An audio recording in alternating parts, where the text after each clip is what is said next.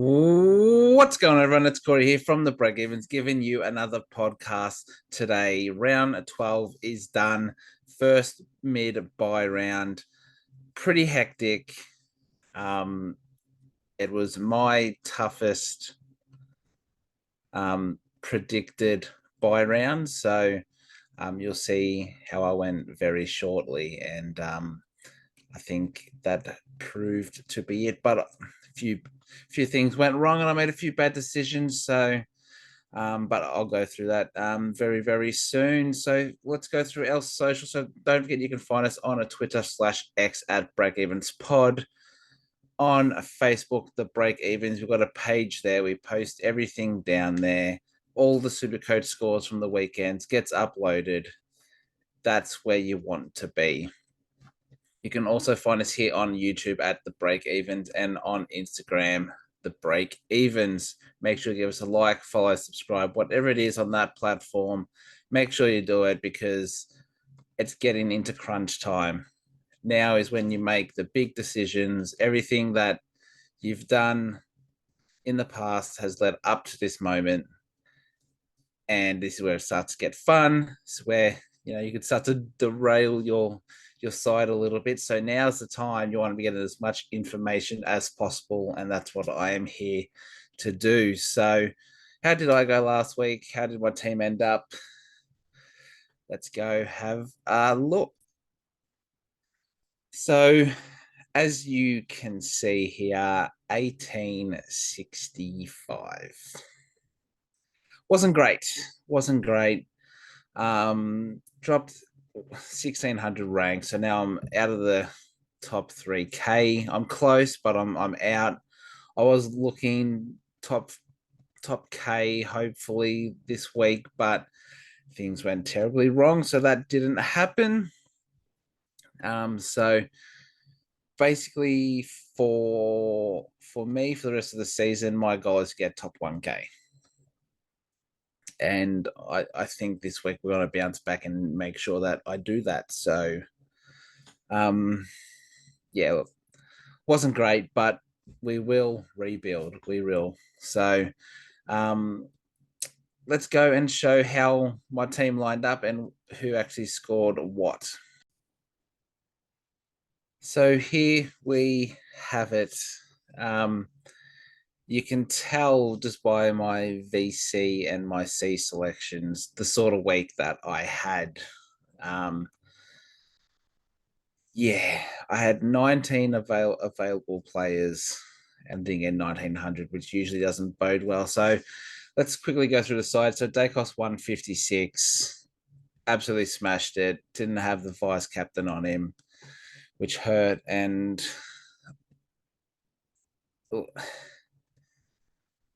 yeah, I definitely should have gone one of the pies or dogs players, but hey, it is what it is. Luke Ryan 124 kept going. Nick Martin 80 looks like Ridley has affected his scoring a little bit, but with news that Redmond is out for a few weeks means Martin could actually see a score spike. So we'll see how that plays out. Alex Sexton 100 is the gift that keeps on giving. Very happy there. Closey and Graham, you want at least 60 to 65 from the rookies during the buy rounds, and unfortunately they didn't do that. Graham made a little bit of cash. Closey dropped a little bit. Um, so yeah, 50-50 in the defense, I'd say. Go to the midfield. Bont 186 was the captain to have, or the vice captain to have. And yeah, I was tempted. There was about 10 minutes before the game started. I was like, do I just go Bont? And I was like, no, go with my gut. Back in Dawson versus the Hawks. And then back in the Gorn and the D's. And they got absolutely smashed. But Bont 186 played very, very well. Butters 98. You'd like a ton, but 98 close enough. Dawson 55 was almost a late out. He's got some sort of foot or ankle problem. there was rumors that he potentially could miss this week, but they've come out and said he's not on the injury list, so he should line up. He will just be carrying a little bit of a niggle, which isn't great. Zach Merritt, 97. Again, you want that ton. Took Miller 108, kicked the goal at gave him 40 points. I was looking at about 10 minutes to go, maybe, and he was on, I think he was on like 53 or something. And I was like, oh, bloody hell, here we go. I checked the end of the game, he's on 108. I'm like, what did Took do? Went back over, he kicked the goal late to help seal the game. So he got 40 points for that. So thank you. Sammy Walsh, 111. Definitely take that. Darcy Wilson, 54. Very disappointing. And Jack Bytel, 41, which again, he was on 5 at halftime or something. Or no, it was quarter time. He was on like 5. And I was there like, this is going to be a long one. But that's okay. Gone, 95 as captain. I would rather have taken that, than the Dawson score. So hopefully he bounces back this week. Tim English, 131, scored very well. Happy there. Henny didn't play. Flanners, 119, very happy there. Jackson, 98, very happy with that. All I want is a 95 average from him for the rest of the season, and I got a 98 first up. Fraser, 66, I was very happy with, and then no one else played in the forward line. So, yeah, crazy week. Crazy week. So, what am I going to do this week? Let me go over to that now. So another 3 trades this week. Sam Closey, Will Graham, and Jordan Sweet all out. So there's a lot of cash there. I've got over $1 million to use. So how am I going to use that? Well, first up, I think we will go.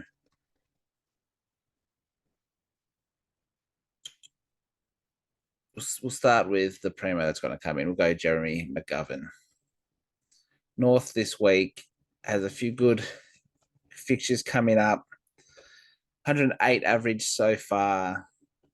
If he doesn't get injured, he's a great selection. So I'm going to chuck him in. He went up a little bit more than what I would have liked, but I will definitely take it. Now, that means I'm going to have to get 2 rookies. So we'll go filter here. If you watched the pod last week, I was going to bring this guy in, but I went Bytel because I needed the extra players. So Will Dawson will come into the side. I'll talk a bit more about him because something has arisen about his role potentially this week. So we'll see how that goes. Now, I'm not going to get a rookie ruck in. What I'm going to do is I'm going to put Livingston into the ruck. And I'll show you what my options are. So go down. It's about 250K. We'll sort by games played. Shadow Brian, no thank you. Simpson not playing, Sturt not playing. Sam Day didn't play last week. Manor hasn't played for a while. McCullen is a big chance this week. Average of 48.5. What that is his first game he was sub. Second game he played the full game. He scored 65, I believe. So that's what he got there. Stone, no. I already got Dawson. Butler's not going to play. Steely Green, no. Hayes, no. Corey Warner, no. Lockie McNeil, no. Harvey Johnston, no. Sellers, no. So unless I go early on, I don't know who I'd go early on. A Billy Dowling, who's confirmed to play, basically taking over Matt Crouch's role. But apart from that, Kruger might play this week. Apart from that, there's no one else. So I think it's pretty simple for me. Toby McMullen's coming in. Hopefully he doesn't start as the sub, but it's best 18. I've got 24 playing this week. So that's okay there. So that leaves me with 246K in the bank for next week. So what I'll do is I'll confirm this and I'll show you how I'm looking to line up this week. All right, so that's all done. This is how I'm going to line up this week. So I've got a full squad, bar any, um, you know,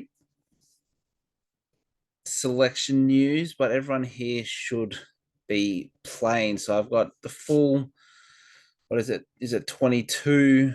And then I've got two players on the bench. So I've got Breville and Fraser, who I can both um loop. So Breville, if he scores a 60 or around there, Butters will come on for Bytel.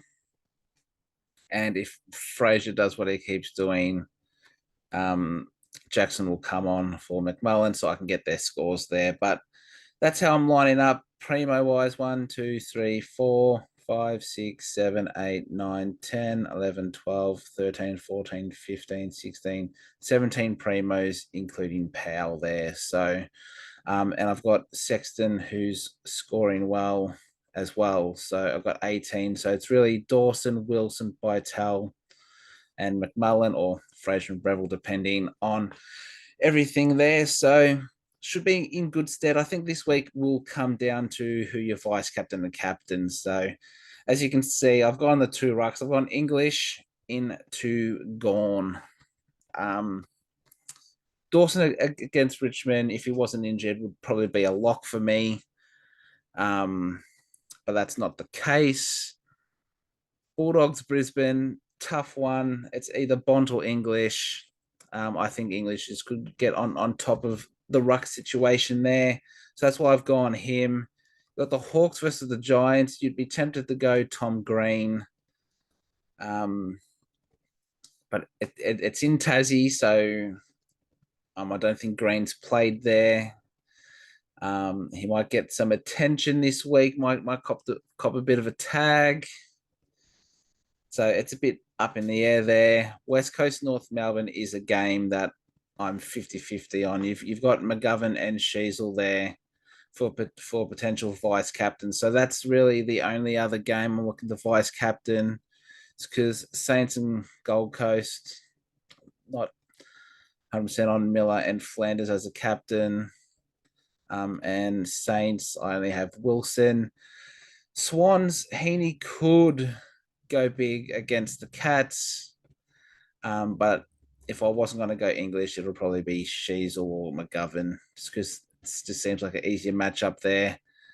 Then Bombers versus Carlton, tough matchup. So Merritt and Walsh, it's going to be, hard to separate there. And then I just think Gawn is going to go massive against Darcy Cameron. So that's how I'm lining up. I've got the two loops. The big one will be who my vice captain is. Is it English? Is it Bond?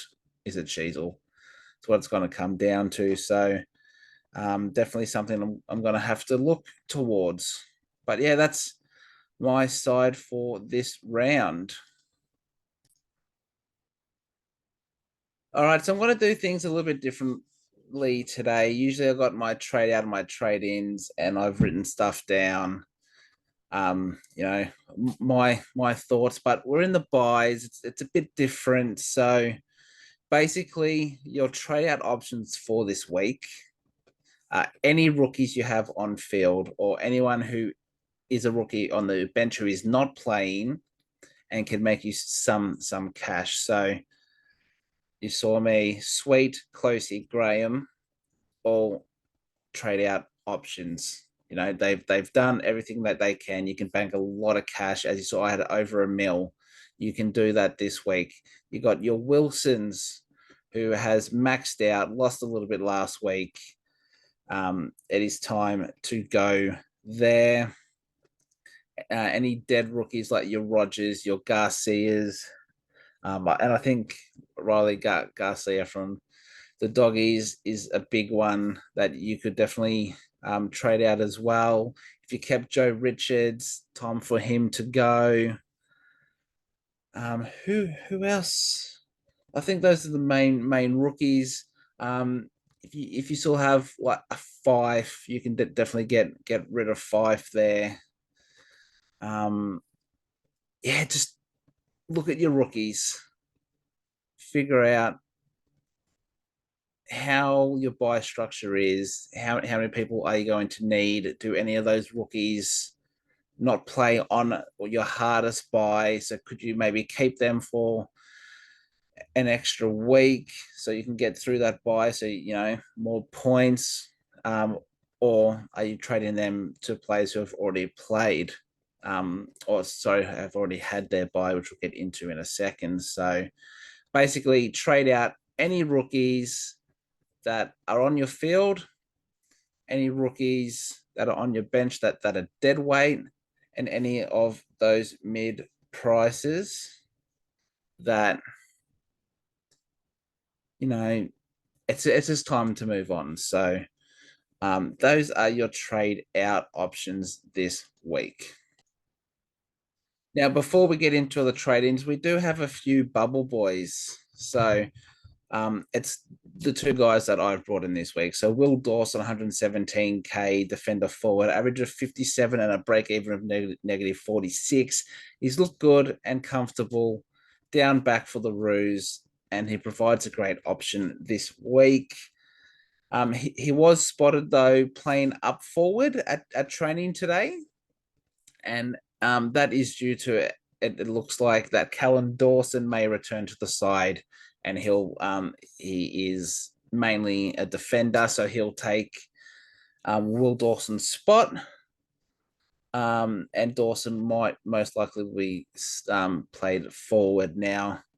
Unfortunately, that means he also might be a sub risk, as he is very versatile. So if he starts as the sub, if forward goes down, he's straight in the forward, or if a defender goes down, he's straight in back. So that worries me a little bit, but negative 46 break even. If he's not sub, you could bank him in for a 50 to 60. I reckon I like the looks of him.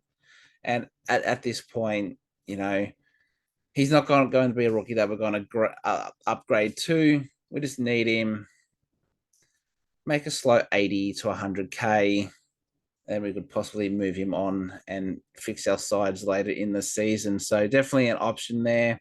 And Toby McMillan is our other 123k forward with an average of 48 and a break even of negative 25. He looks to be another solid option this week and has the potential to be a 60 to 65 averaging rookie, to help us with the buys and have those covers, because both of these guys, Dawson and McMillan, had just had their buy. So unfortunately, he's only a 60 to 65 averaging player if he plays a full game. So his first game, he came on as sub, scored a 30 odd. But then second game, I think he scored a 63 to 65, playing the full game. So that's what we want. He should keep his spot in the side. He is a sub risk as well. So unfortunately, both these guys are sub risks.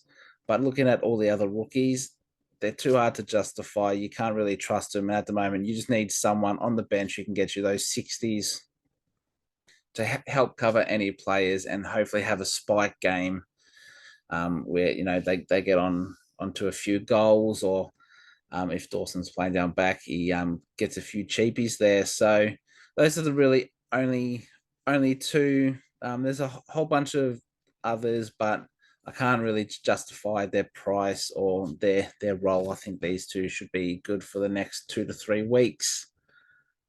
So we're going to go through our trade in targets. So basically, we're at the buys. And the strategy really, for those who are new to Supercoach, or don't really look at the buys, what we try and do first buy round, you trade in the players you need. All right, first buy round's done. Who do we try to upgrade to? Well, the guys, the teams who just had their buy, they're going to be able to cover you for the next 3 buys now. So this week, next week, the week after, they're going to be able to carry you, and we have a few good options there. So your trading targets for this week most likely are Brisbane Lions, North Melbourne, GWS, and Sydney Swans players. So let's get them up. Lions, GWS, North, and the Swans. And we will go by highest price. It's the way I like to do things when I do these pods. So let's have a look here. Lockie Neal first up, 614K, average of 117. Playing the Bulldogs this week. Only in 4.7% of teams. That's the big one, 4.7% of teams. I've seen a few people jump on him this week. If I was looking to get a midfielder this week, I would have jumped on Lockie Neal. Unfortunately, I was looking for a defender, Jeremy McGovern. I've picked him because he's playing North, so I feel like his likelihood of scoring big is higher than what Neal's is. So that being said, Lockie Neal is top 10 for pure mids this season of 117 average. It's hard to go against that. So I would go Lockie Neal if you're looking for a midfielder. Obviously, if you don't have Heaney or Zorko, those are two must-haves. They both speak for themselves, 125 and 110 average. Even though Zorko put up a stinker a couple weeks ago, that's okay. I'm going to back him in. Chad Warner is an interesting one. Averaged 138 over his last 3 and 130 in his last 5. So he's gone absolutely ballistic in 4.8% of teams. This could be your pod choice. We've seen him do this. You know, he might start a bit slow, but then the back end of the year, bang, bang, bang, bang, bang. He could be doing that again. The only thing is, can you justify 608K for someone who is at the moment averaging 113? It is a bit of a riskier pick, is a pod pick, but it could definitely work out in your favor there. So Warner is a good one to look at. Josh Dunkley, 601K, averaging 112.5. The thing that worries me is the last 3 rounds averaging 101. So definitely the last 2 weeks that he's played, he's seen a drop in his scoring. Now, is this just, you know, he was starting to get a bit fatigued. He was waiting for that buy, or was there a role change? I was looking at Dunkley a few weeks ago to upgrade to in and around this week. Unfortunately for me, I think I'd prefer Lockie Neal over Josh Dunkley. But look, 5.1% for Dunks, 4.7% of teams for Neal. You know, these are the guys that I'd be looking to bring in, as most people have Heaney, and a lot will be jumping on Zorko. So those are the guys to look at there. Kelly's injured.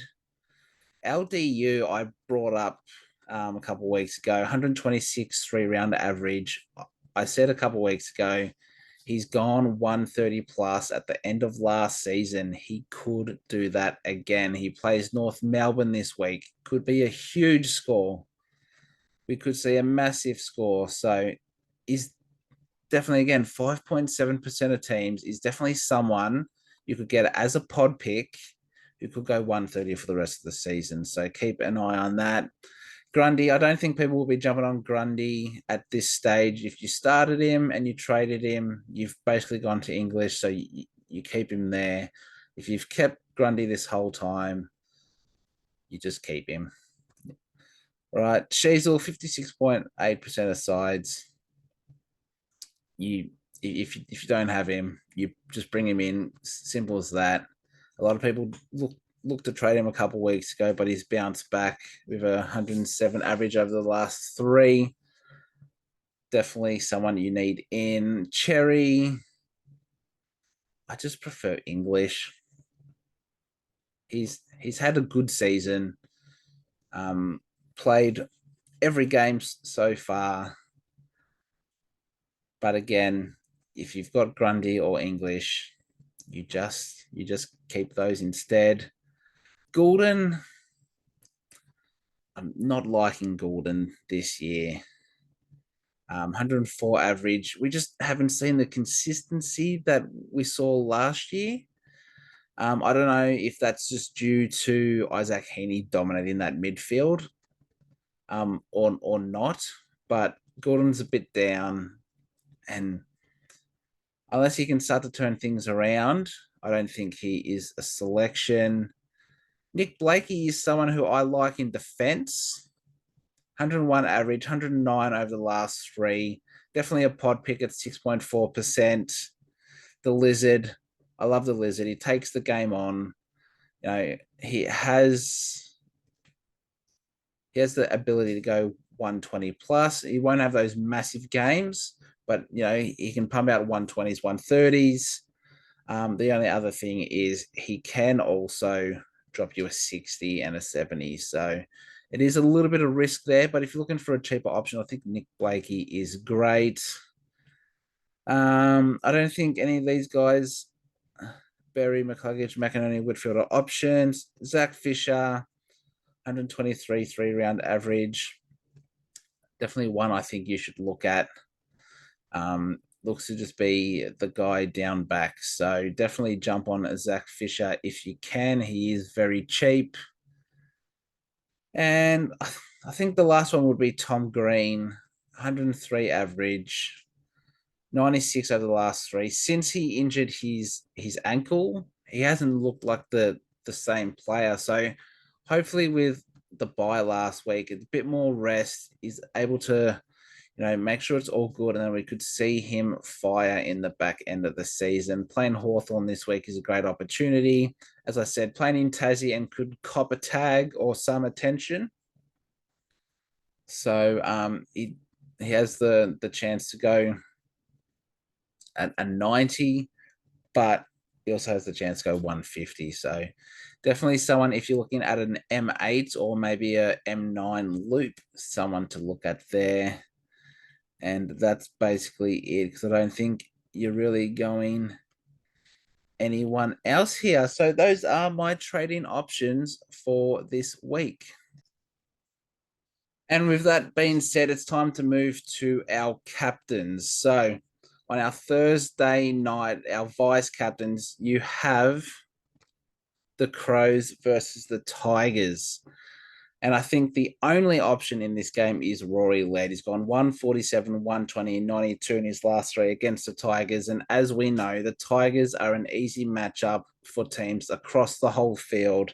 And with Crouch done with a shoulder for the season and Dawson playing under an injury cloud, Laird looks to be the only option in this game and in their midfield, and he could go absolutely nuts. So if you have Rory Laird, I would highly, highly recommend putting him as the vice captain. If Dawson looks okay and he plays, he is also an option, but again, he's carrying that injury. I'd probably stay away. And Shai Bolton would be my pick if you want to go a Tigers player, but I would stay clear. Friday, you got the VCs again, the Dogs versus the Lions. Tim English, 139, 138, and 124 in his last three against the Lions. He looks to be the most reliable option going off recent history, and we are yet to see English explode. So it has to be just around the corner. Other great options are Bontempelli, Lockie Neal, and Josh Dunkley. They're all great options, and is harder to separate them. Bond went massive last week, and Neal and Dunks are fresh off the bye and should be ready to go. My smoky pick, though, is Ed Richards. He's returning from concussion protocols and has been blistering in the midfield. And if he carries that form on, he could be in for a great score as well. On Saturday, you got your vice captain and captain options in the Hawks and Giants game. Recent history doesn't bode well for players in this matchup, but can still see some good scores from the top guys. Dylan Moore has been on fire as of late, and he's getting plenty of stoppage points. Lockie Whitfield off the halfback racks the ball up and could go well against the Hawks. And as I said before, the Tom Green resurgence is close. And I think it starts this week, but he may cop some attention. So tread carefully there. We move on to the Eagles versus the Roos, and we could see some absolutely massive scores out of this game. Both teams leg points, and it will be interesting to see how they are distributed in this game. LDU, McGovern, Sheasel, and Cherry are great options. And if you want to go a bit sneaky, I reckon the Fish could go big as well. So Zach Fisher, but all these guys could all go 120 plus. The Saints versus the Suns, another interesting matchup and hard to separate any of the players. There are some good options this week, though. Rowan Marshall, Sam Flanders, Matty Rowell, Jack Steele, and Noah Anderson could all fire and produce some good scores this week. As we move to Sunday, you got the Swans versus the Cats, and it seems to be a pattern this week with another tough game for matchups. Brodie Grundy seems to be the standout option as he will most likely be coming up against Toby Conway, but other great options are Isaac Heaney, Chad Warner, and Errol Goulden.